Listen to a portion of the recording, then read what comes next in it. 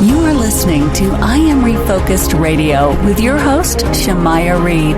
This show is designed to inspire you to live your purpose and regain your focus. And now, here's your host, Shamaya Reed. Welcome to I Am Refocused Radio. We are here again, and today we have a true honor. We have our special guest, speaker, trainer, and executive director, Dr. Joaquin Wallace. We're going to be talking about his recent book, Generational Wealth Begins with Generational Knowledge. It isn't just about money. It's about awareness plus mindset equals knowledge. And that is real change. This book shows how our financial habits are shaping the stories that we live, the traumas that we go through, and the beliefs that we are inherited. This is not just something that you read once and you understand life. This is a book that you have to use as a guide, and most likely, maybe like the Bible, you have to go back and kind of reread some things to really understand where you really are. It's not an abstract book. It's a book that hits you home where you are. So if you're tired of being lost, pick up this book. I'm serious. I got it right now. Pick it up and give it to someone.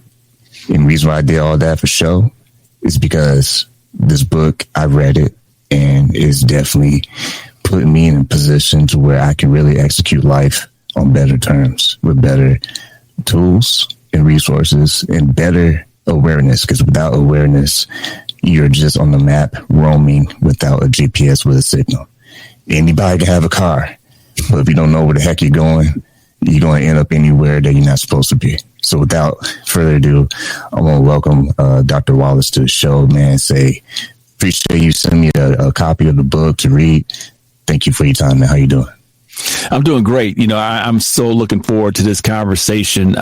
We spoke before we came on, and I can't wait for the listeners to delve into the things that you kind of told me as well. And I'm just looking forward to it. Thanks for having me on. Appreciate it, man. So let's get right into it. Walls in, walls out. That's inside the book, and that hit me too as well. How can a listener or viewer who's watching this episode kind of understand what that actually means when they spot their inside story versus the outside pressure? Well, when you think about, walls in, walls out, it starts from your internal and external ecosystem in the book itself, which is stage one. And I firmly believe that, all of our relationship with money is based with walls inside the home, learned helplessness, self-sabotage. All of the lessons that we've learned was from those inside of the walls. And our first financial fiduciaries were our parents, cousins, uncles, friends, neighbors, anyone they pretty much gave you unsolicited advice about money. Those were your first financial fiduciaries. Well, what's most important is walls out, because that's what we see outside of the doors, and that shapes us as well too. If what we see outside externally, the clothes people wear, fear of missing out, as they say now, back in the day was keeping up with the Joneses. But all of those elements outside of our home combined with walls in shapes who we are, which creates your inherited financial narratives and our financial genetic code, which I'm sure we're going to get into. And we are. And before we go to that bus stop, there's a inherited financial narrative that people play in their mind. In plain terms, break it down for us in elementary style. What is something that you believe contributes to wrecking people's good plans, especially when you think about inherited financial narratives? Well, when you think about inherited financial narratives, those are all of the narratives that have been given to us without our permission. So oftentimes and not, we're carrying these narratives and we don't know why. We're carrying these messages, but we don't know why. And if you look at the financial genetic code, which basically suggests that you have your inherited financial narratives, those are the why, and then the action is the encoded financial behaviors. Those are the ones that the actions to what we do, which creates our financial genetic code, which is our trauma and our anxieties.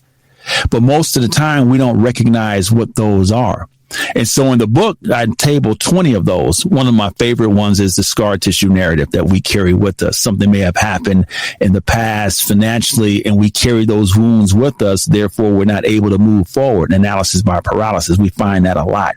We find it really if we're just looking at it from just a perspective on how many of us actually participate in qualified plans at work, 401ks, insurances, long-term care, those type of things we don't really participate in because of the scar tissue narrative that may have happened we've seen during our lifestyle.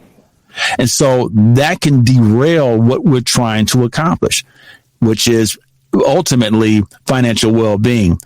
We've been told we want to achieve generational wealth. Generational wealth isn't for you and I. Generational wealth is for those behind us.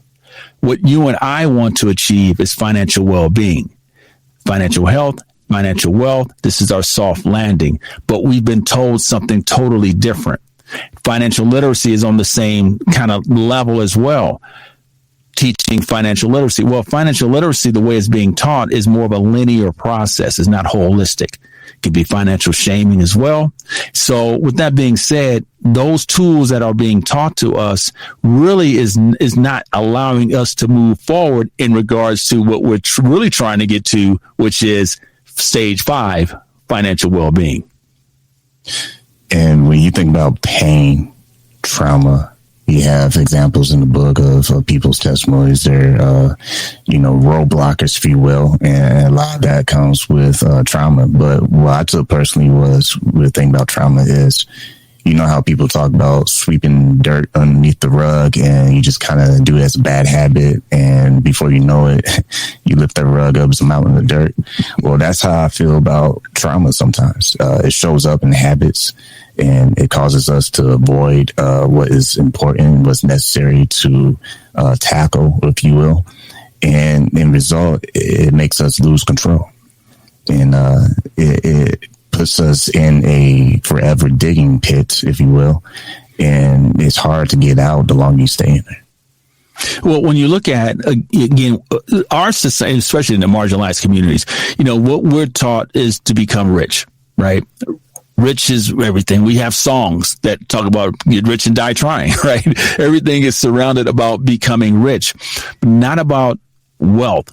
Wealth is legacy, but wealth isn't sexy. Rich is sexy. So when you look at today's society, everything is in a microwave versus looking at it as long-term longevity. And what we're taught is that we want to become rich. Well, rich is transactional. Wealth is a legacy. And wealth built the correct way is important. But what we're missing is the knowledge piece. That's why generational wealth begins with generational knowledge. That's why the title of the book is the way it is, because it basically suggests that without having the knowledge, well, the wealth is going to be a challenge to ascertain.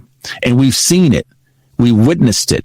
And we watched celebrities, stars that we know that have become pretty much wealthy, but was not able to transfer the wealth strategically. But those are 1%.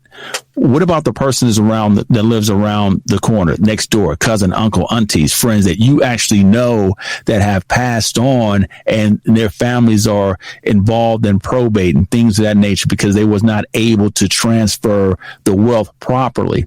Or let's look at it as how many people within the marginalized communities that we know that's taking care of our parents, because not having a long-term care plan in place, not having life insurance when they do pass on. Inheritance within our community is definitely low. Because of this, we have these traumas and anxieties, and it goes back to what I was saying earlier, the scar tissue narrative. Something may have happened earlier in our lives we witnessed and seen, so we don't really trust the system. Although the wound has healed, but we definitely do carry it as well. And as I know myself personally, I've received cuts on my body. And although it's healed, but I can look and tell you exactly when it happened, how it happened, where it happened. And I always made sure not to do that again, right? Because I don't want to go through that pain. And that's what we go through in our communities. Speaking of ending that cycle, we also touched in the book about reprogramming, your present and additional thinking about that healing process, you also mentioned that healing must come before wealth. So you also have a 3-step reboot ritual. How can someone who's listening to this, I'm sure you might help some of this to make sure they go out and read the book, but what's some of the things you can share with us when it comes to rebooting that healing process, allowing us to attack those triggers that are preventing us from getting to the next level?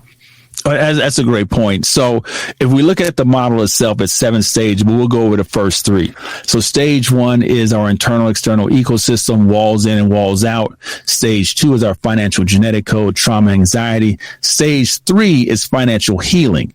This is where we have to reprogram our financial genetic code, which is a byproduct of stage 1. One way that you can start that reprogramming is first have to identify and recognize that you do carry these inherited financial narratives. What are these triggers? What prompts you to act the way you do, right?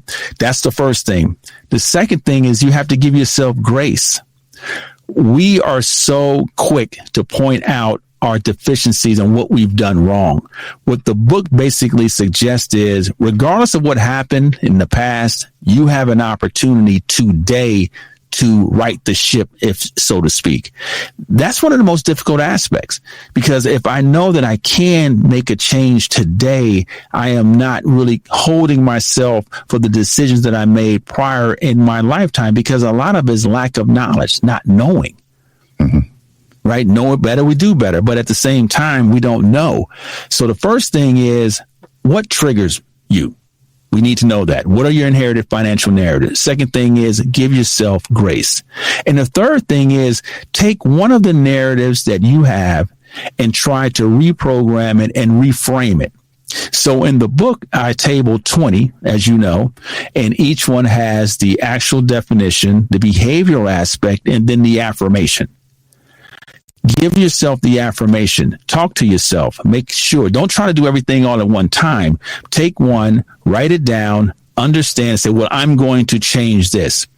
I'm going to do this. One of the narratives that retirement isn't for me. Well, why is that? Because in our communities, we may not know anyone who has actually retired. Yeah. So if I don't know anyone who's actually retired, then when you mention retired, it's like, well, I don't really know anyone who's actually retired, so that's not for me.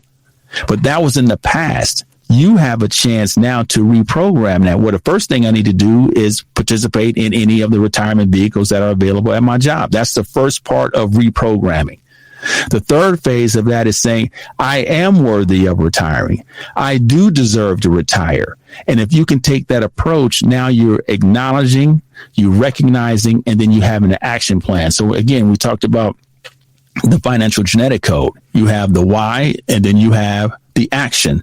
Inherited financial narratives are your why. The encoded financial behaviors is your action. Now you can create your own new and improved financial genetic code, because as we know, everyone has a financial genetic code.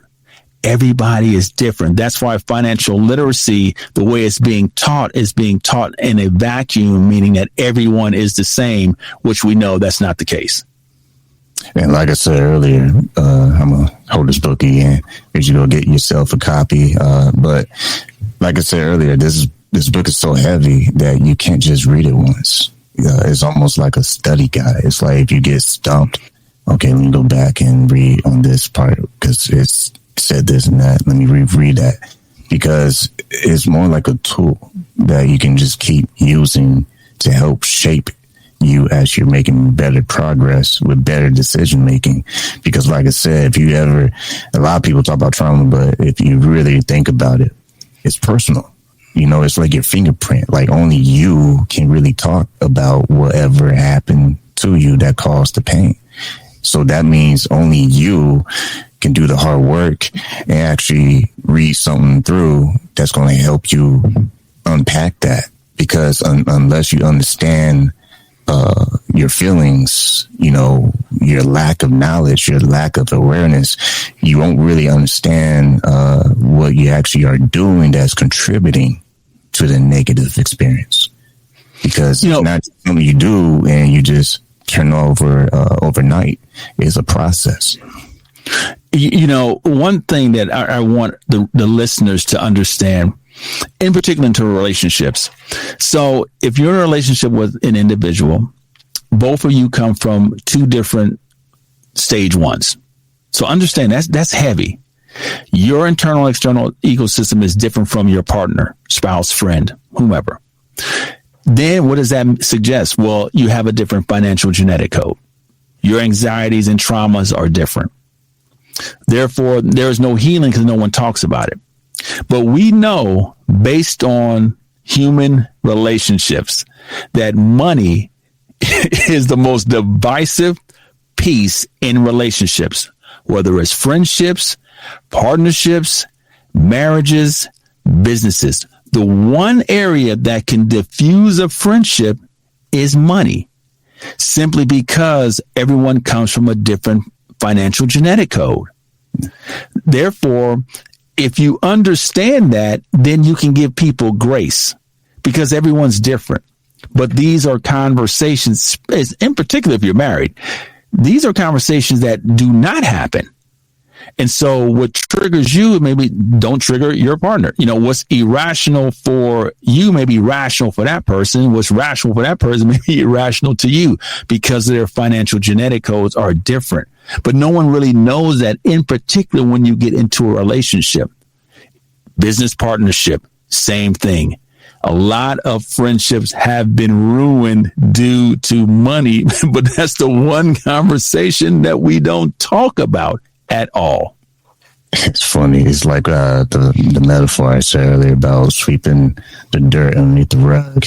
You just get comfortable doing it because it's a quick fix. But what you don't know is eventually it's not going to be a quick fix. It's going to be a situation where you have to actually tackle. And it would have been a lot easier if you tackled it a long time ago versus you had that bad habit of just doing the easy shortcuts. Because in our minds, we think it's an easy shortcut, but we're not understanding the amount of impact it will have on years later. And that kind of goes into, before we get to the planning your future in chapters 5 through 6, let's talk about budget basics versus builder moves. What is the bridge that people watching and listening can use to get from understanding budget requirements before they are able to be in position to start building wealth for their themselves? That's a great topic. So, there's a lot surrounding budget.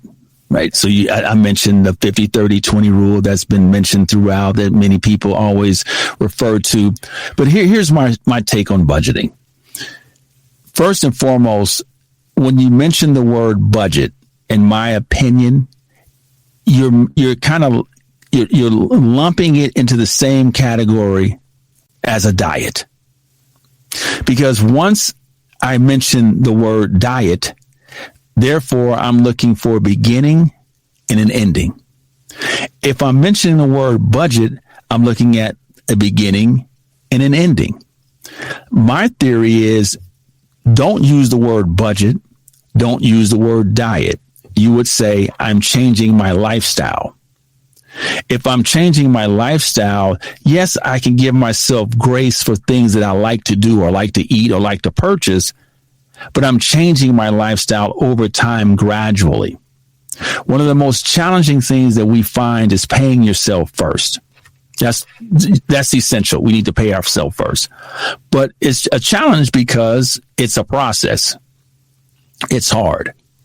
And so what I always say, let's give yourself realistic expectations versus unrealistic expectations.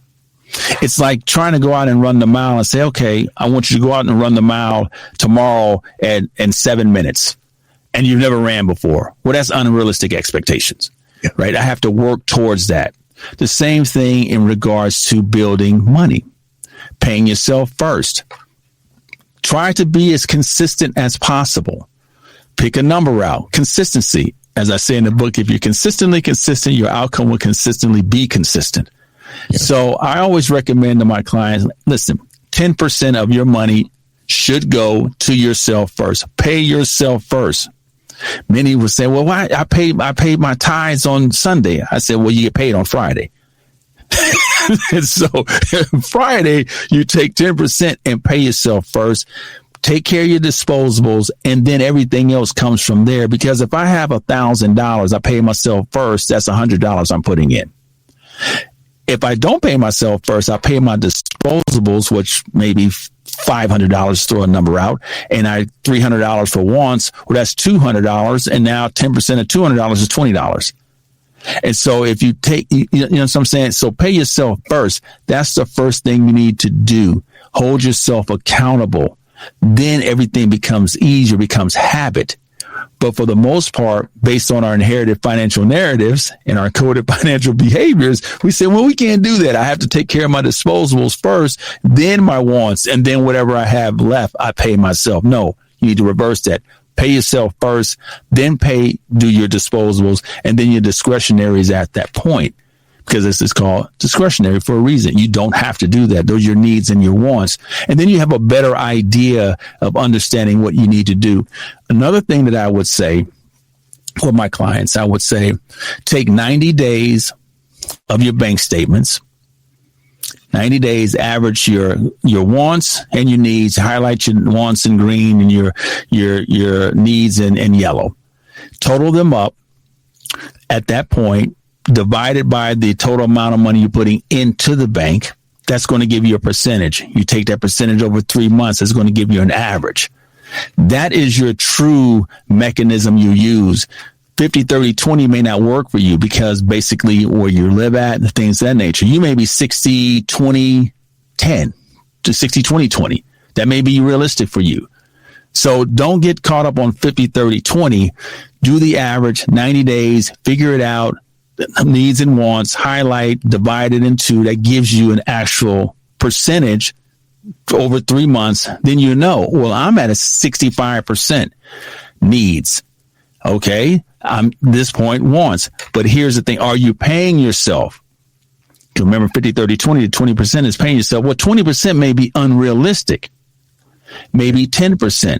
That's why I say 10% is more realistic versus 20%. Because then you get frustrated. And what happens if you don't reach it? You stop and then you get frustrated because, again, it's like a diet. If I'm not able to meet my objectives, what's the first thing I do? I stop. I'm off the diet versus saying I'm going to change my lifestyle. Yeah. Once again, listen to Refocus Radio, watching us online, talking to our guest today, Joaquin Wallace. Go to his website, drjwallace.com. We're talking about his book. I'm going to keep showing it because I got it. Go get his book, Generational Wealth Begins with Generational Knowledge. I know this wasn't on my to-do list, on my questionnaire list, but just responding naturally to what we've been talking about. Let's touch real quick about debt. Because debt is something that I believe most people are honest. It happens. And it's a matter of how are you going to adjust your lifestyle to attack something that you have an opportunity to, while you have time before it's unbearable to do. Let's talk about a little bit about that. Someone who's watching or listening and they may be younger or, mid-age, whatever, but what would you say when it comes to discipline, to tackling prioritizing things on your to-do list with financial hiccups, hardship, when it comes to debt? Because that is something that ties up a lot of resources for people who are listening and watching us. Yeah, well, yeah. I mean, debt can be a challenge. But for the most part, debt is based on you have choices. And you made the choice to have debt. How do you manage debt? Well, you have the snowball effect. They have so many mechanisms to help pay down debt. But here's the thing. Look at debt in terms of credit, which is important. If you have credit, because debt is credit, one thing that you want to focus on is make sure that your utilization rate is 30%, period. 30% is so important. So what does that mean? You have a portfolio of $10,000 worth of credit, debt, if you will. You want to make sure that you're about $3,000. That's 30%, right? So you always want to be 30% of that number because that's what drives your credit report. However, what happens oftentimes is that many of us believe that we need to pay it all at one time.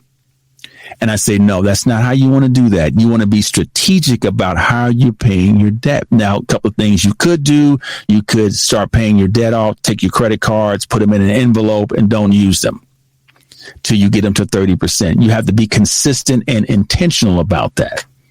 That's so important. Many of us don't understand that. So in the book, I reference financial passengers, which is so important. Many of us as parents, and we have children, our children are our financial passengers. So think of it this way. We're in a car, driving the car. You're the driver. You have the passenger. As passengers, they're just watching the driver. So if you're wilding out, driving crazy, most likely the passengers, when they get their license, are going to do the same thing. Eventually, at some point, you're going to have to give the keys to the car to that passenger. And then that passenger is going to react and do the things they've seen that the drivers do. That's the same thing you find with credit and debt. We have watched our parents and how they live their lives, and it's a microcosm of how we're acting and doing as well. So we have to be very conscious of that as parents, to really be aware and intentional that if I have my kids, I cannot live loosely because they're watching and seeing that as well too. Those are your inherited financial narratives. So in regards to your encoded financial behaviors, your action. So in regards to debt, you have to tackle it as a job. So think of it this way. If you have 5 credit cards, I always say 5 credit cards, you have 5 jobs. Your job is to make sure that they're 30%. I'm not saying 0%. I'm saying 30%. Because you still have to use your credit too, because financial institutions are going to give you credit when you have credit. You have good credit, you have bad credit. So yeah, you can pay all your credit off. That's fine too. You have interest rates. I understand that. But for the most part, you have to use your credit card to get credit. So you have to manage the debt as a job. And many of us do a poor job of that because they don't look at it as a job. So you have 10 credit cards, you have 10 jobs plus the one you're working. You have to manage it that way. You have to be intentional about that and understand the true ramifications of it all. That's real good. I'm glad I asked that because I think that really, like I said, I'm going to keep saying it. This book is not something that you just read one time. You know, maybe you're not Shemaiah, but for me personally, this can be a book I see as a tool. You know, whenever you need a refresher, you're going to read something about it. I mean, we do all the time. Whatever motivates us, whatever inspires us, whatever kind of keeps us, you know, held accountable to what we're actually doing. This book is it, man. I'm telling you, it's a good tool, especially if you're young. I can't emphasize this enough. If you're a young person watching this or listening to this episode, share with all your friends, man. Like, for real. Get started early, because if you wait too late, I don't think you wait too late unless you just quit too long. But if you're young, take this opportunity, get this book, and share with your friends, because this, I believe, if I had this in middle school, high school, oh boy, like life would be a little bit different, man. But this is a good, timely book, I believe. You know, I want to add something to that because I've been asked a lot. And so I'm creating a how do you read this book? Because it's a true mechanism, steps on how do you read the book. And I love how you mentioned that you have to continue to go over it. It's not a one sit read. It's one of those books that you will constantly be going over and over and over again. Well, I didn't get that right. Oh, let me go back. Oh, what did he say about this? Let me go back. It's a great book because it's a tool set, as you mentioned earlier. And it was geared towards 2 populations. It was geared towards the 5 financial professionals that are out there, as well as the regular person like you and I, the thousandaire, the billionaire, the hundredaire, the nowhere, right? So all those heirs that are out there. So when you look at it from that perspective, the 5 financial professionals plus one, I'll throw another one in as well too. But you have the financial educator, You have the financial therapist, you have the financial advisor, planner, counselor, and I'm going to throw a financial coach in as well. I really believe that those individuals, from what I've seen in terms of the comments on Amazon, is that they love the book because it allowed them to do self-inventory on themselves, because I firmly believe that each one of those 6 financial professionals, unbeknownst to us, unbeknownst to them, transfers their financial genetic code to their clients. Yeah. Right. I think it's important to recognize, because I think in order for you to be good at what you do, you have to first have a true understanding of who you are and why you're in the business. Because the book basically suggests that if you're a financial professional, you have to take a servant leadership model, not a transactional model, which is totally different. Now, from the person on the other side, like the regular person, it basically suggests, hey, you know what? I can give myself grace. I didn't know that. I wasn't aware that conversation that I had back in when I was a young person, how it impacts me today. You know, one of the sections we talk about in the book, chapter 2, is when I spoke about my own journey with my parents being on welfare. The colored money, I'm sure you read that, the colored money, you know, I didn't want to spend anything. I stand in the back of the line, wait till the line was finished, use the money, then leave. Right. And so everyone talking about each other. Right. Everybody talking about each other. But, you know, that's a true statement. But my wife was reading a book by Jamel Wallace, the journalist, and she mentioned her episode with food stamps. And the same thing that she said, and my wife said, I didn't realize that that's such an impactful thing. I said, no, that is real. If you had to go in with the colored money, the monopoly money, you would stand in the back, wait till they leave, buy it, run out the store. Everyone's talking about you, but everyone's on it. Right? Everybody, now they have the EBT cards, but everybody was on that system. Those are financial traumas, inherited financial narratives, encoded financial behaviors that we carry with us. And I'm sure when you went through the 20 that I tabled in the book, you said, okay, I know about that one, the financial matrix, the education solves everything narrative. We know that's not the case, right? So all of these narratives come into play and we carry them on unbeknownst to us. This is why we have the relationship we have with money. And this is why we have the relationship with money with other people. And as I mentioned earlier, money, they say it can divide anybody, right? Mm-hmm. Anybody. Money can be the divisive measure. The other thing that stuck out to me was it kind of helps you appreciate what your parents did. And what I mean by that is the sacrifices that they made. Because if they didn't have money falling off the money tree, they knew how to make the money stretch. And it also makes you, because you mentioned relationships, it also makes you kind of step back a little bit and say, oh, wow, yeah, I remember that growing up.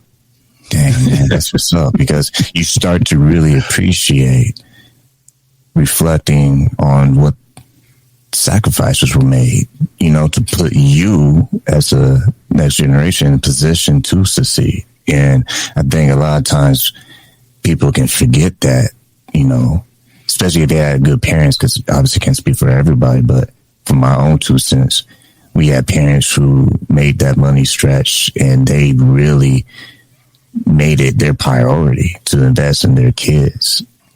You now see the sacrifice that they made to make that happen. And I believe that is another lens that the book illustrates as well. I appreciate that. And one area that really pleased me is that the book itself is a self-published book. I was turned down by a lot of the other companies, and I was really hurt about that. I was like, man, why no one wants me to write about my book? And they said, we have books that were similar in genre. I was like, no, I don't think so. But again, it was the best thing that it ever could have happened. Within 30 days, it was an Amazon bestseller with no really hard marketing supporting it. So that let you know that the information in the book is really good and really timely. And I opened it basically by suggesting that in terms of your why generational wealth is important is because as a first generational person, I don't know if that who you are, but that's who I am. I'm first generation in terms of wealth in my family anyway. 10%, typically 10% of the money that I've earned, the assets I've earned in most cases would be for my grandchildren. 30% for my children. Well, that's an important figure to know because we've seen it so much in our community, in particular in the marginalized communities. Now, the book itself has a marginalized lens, but everybody can benefit from it. The model is colorblind. Yeah. But me being a person of color, obviously, I want to write it from this perspective.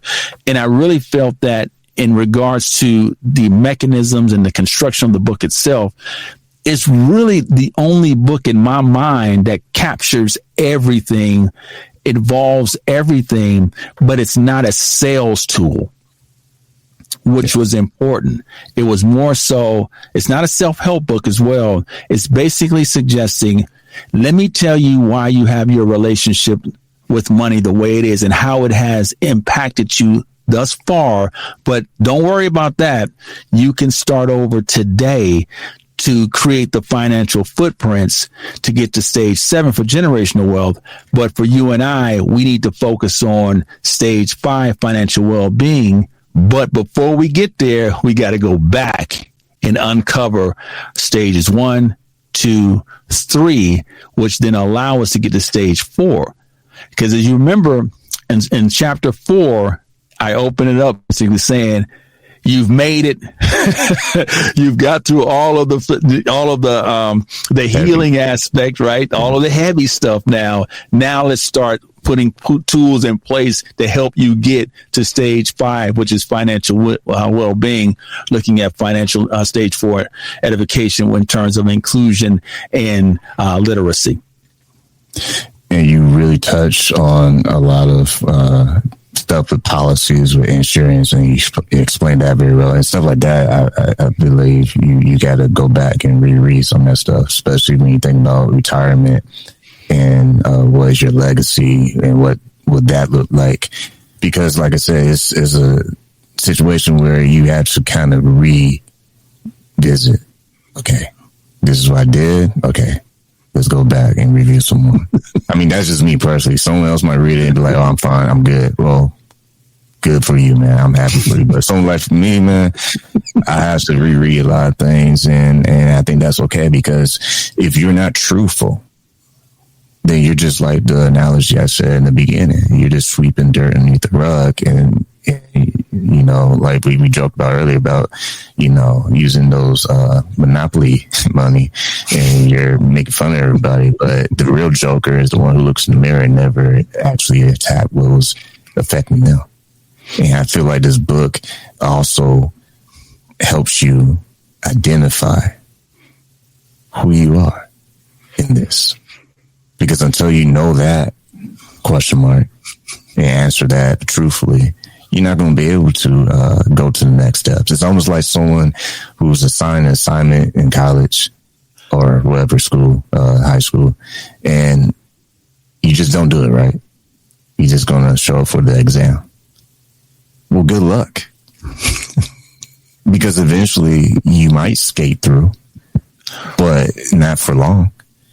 Because shortcuts only work in video games. Because when it's all said and done, you can turn that game off. But in life, you can't turn the life off. Like it's not a video game. You can't just restart it. You get one shot to live your life.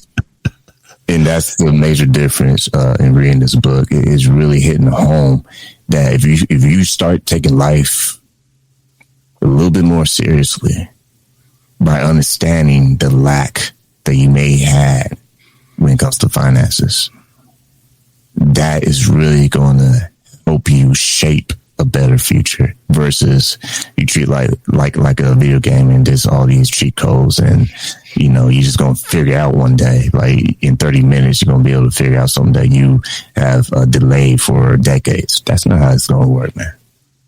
Well, you know, one area that I really wanted to do in the book as well, as you know, each chapter has self-assessments. So it allows you to go through each chapter, answer the questions. Therefore, you're going to learn all about what your financial genetic code is. And so that was important because I just wanted to read. And in another area, before I start writing a book, I mentioned I was going to write the book, and because I have my podcast, people say, you need to write a book. So I said, okay, well, I'm thinking about it.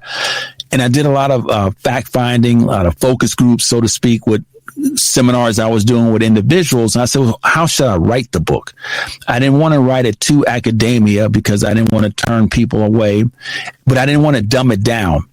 And the consensus was, write it as you would write it. Force us to pick up a thesaurus, force us to pick up a dictionary, because if you do that, that will make us better, bigger, better, faster, and stronger. And I was like, okay, all right, I'll do that. So that was difficult because I didn't know how I wanted to write it. If I write it to academia, then it'll turn people off. If I dumb it down, people won't take it serious. Yeah. So I said, well, I'm just going to write it as I would actually speak. And, I can use the $10 words when I need to, right? But I wanted to, speak it in my own language, in a language that we could understand and have it read extremely well. A lot of the compliments that I'm getting from people that have read the book, it reads well, good content, has some humor in it as well. You can tell you're from the marginalized side of the community. You're just like us, so to speak. But the podcast episodes, the transcripts kind of help as well too, because it gives you a different lens from professionals that's in the field and regular folk as well. This is their struggles that they've been able to achieve. When you have professionals that's cited in the transcripts who's showing their vulnerability, to me, that is huge because I may have a PhD, or I may be a CFP here, but I've had struggles as well too. And it's important to know that no one's perfect, but at the end of the day, it's not a sales book. And I love how you said that you have to continue to go back over and over. Me personally, I firmly believe that if you're serious about making a change in regards to your relationship with money, this book or books need to be in your home. What I'm finding, there's a lot of families are doing family readings with the book. Wow. They're gifting it with family members, and they're meeting like every Friday, going over a chapter. This is important. Right, it's important. We're going to start from ground one. I have one of my students who's in my class who purchased a book with his family.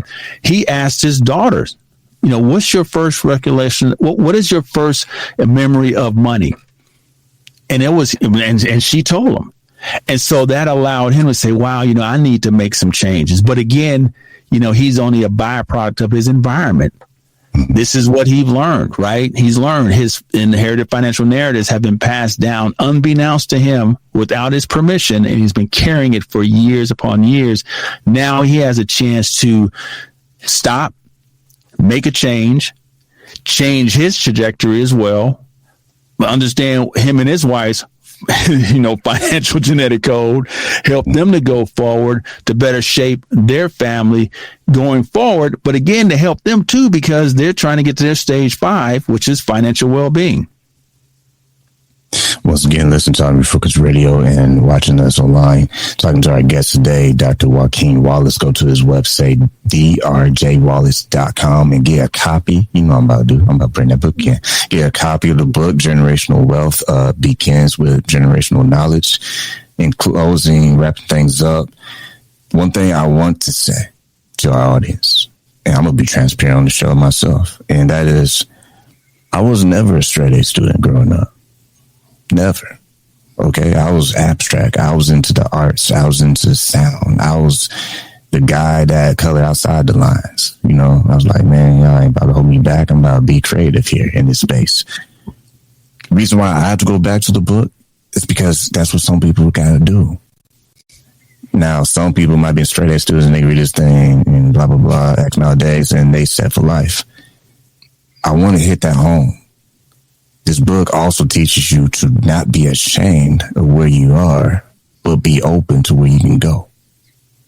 Because if you're not open to where you can go, then you're never going to do anything. It's like life. You're going to start something, then you're going to quit. You're going to start something, then you're going to quit. You're never going to, like you said earlier, be consistent. If you're consistent, you get consistent results. So if you're consistently lazy, then you're going to have those consistent lazy results. If you're consistently disciplined, sooner or later, that's going to pay off. Sooner or later, it's going to rub off for you. Sooner or later, people will be looking at you like, man, you kind of different, man. You walk a little different. You talk a little different. What you eating, man? What you exercise? What you doing? Hey, yo, for real. I'm real talk. It's a tool. I mean that for real. Like, it really is a tool. And I know there's many books out there you can read, but I wouldn't waste my time interviewing Mr. Wallace today if I think it was valuable. And here's another thing. We had another interview a long time ago, and I'm glad I never released that one. Because it's a prime example of what happens if you try to take shortcuts. Because when I first met Mr. Wallace, I was just going to watch my way through and just do like a routine interview and ask some cookie cutter questions, get some cookie cutter answers, and call it a day. He had a hard conversation after the show and said, hey, man, we really want to help people. I want you to read that book. And I'm glad I did. Because this episode, this interview was fire. The last one, no one will ever see that live day. Because it was just routine. And I want to harp on that and push that home, is because I look at that as a metaphor with life. You cannot treat life as in, I'm just going to go through the motions. Well, if it's meant to be, it's meant to be. No, you got to do something about it. And I love the whole mindset and idea that when you really focus on the discipline of what does it really take for you to get to where you could be, then that's when the magic happens. Because if you just fluff your way through, then the only person you're hurting is yourself. Because if you try to make everyone think, oh yeah, no. Sooner or later, they're going to find out. They're going to read in between the lines and be like, hey, there's a big disconnection right here and something not making sense. It's because you got to stop fluffing and start connecting. So I suggest you get a copy of his book. And in closing, I'll let you have the last words. What do you want to say to our audience? Well, first and foremost, I appreciate you being transparent with that conversation, because that's the conversation. And when people bring me onto their podcast, in particular, since the book has been released, I would always say to them, we can do an interview, but until you read the book, it will not make sense.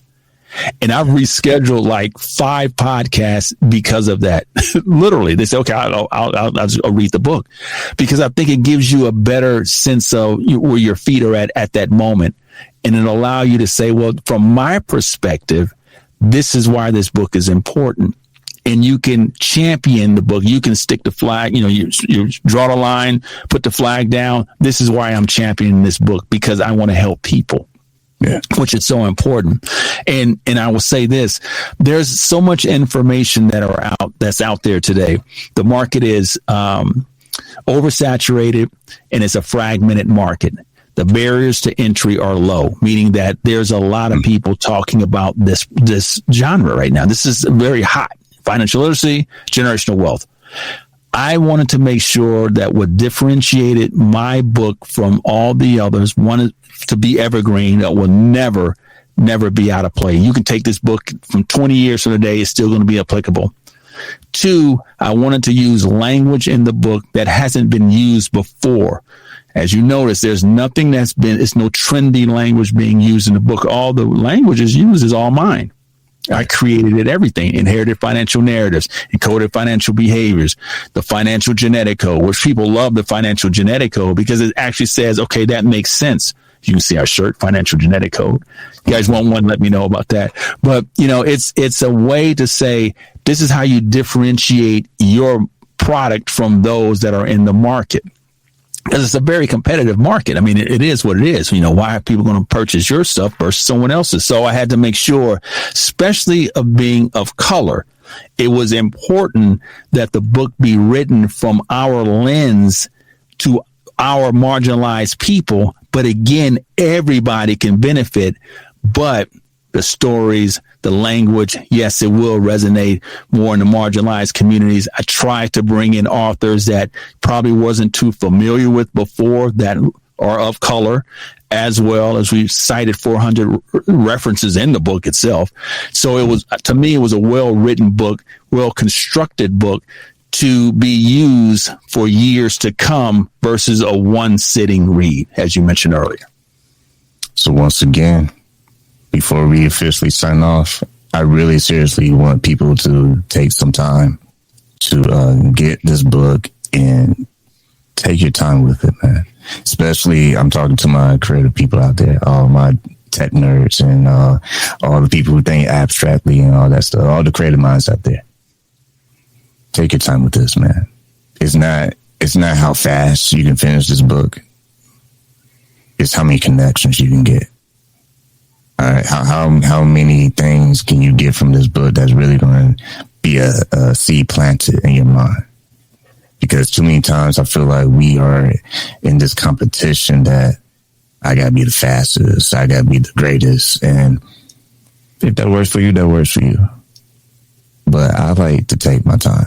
And I feel like when you do that, it creates opportunities that you probably never experience if you just fluff it. And I'm probably said that word 10,000 times, but it's so crucial, man. Do not shortchange yourself by trying to present a false identity. Be real where you are.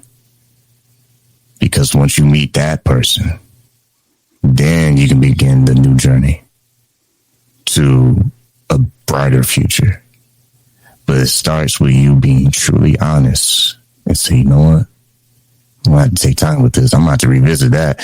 Whoa, that was heavy, man. The words he's using in this chapter, I got to stop and find out what the heck going on. I got to test myself and kind of review this before I get to the next chapter. And I feel like when you do that, man, life, I say magic. And the reason I say that is because I believe life and the opportunities that are meant for anybody to go after, it really starts to go in play when you take the tools that are inside this book and you start using it in ways how you look at life and the way how you look at yourself. And most importantly, what is your next move? And with that, I want to say to my good friend, Dr. Wallace, appreciate your time being on the show today, man. Appreciate it, man. Looking forward to the episode. Thank you again for having me. And thanks for doing it the second time, which is better than the first time. No one will see that. That's in the can. Now we're working on this one here. You know what, man? I was trying to look for it today, and it's so far in the can, you can't find it. Someone shredded it and put gasoline and lit a match, so it's gone. Appreciate it, man. Appreciate you, man. Thank you.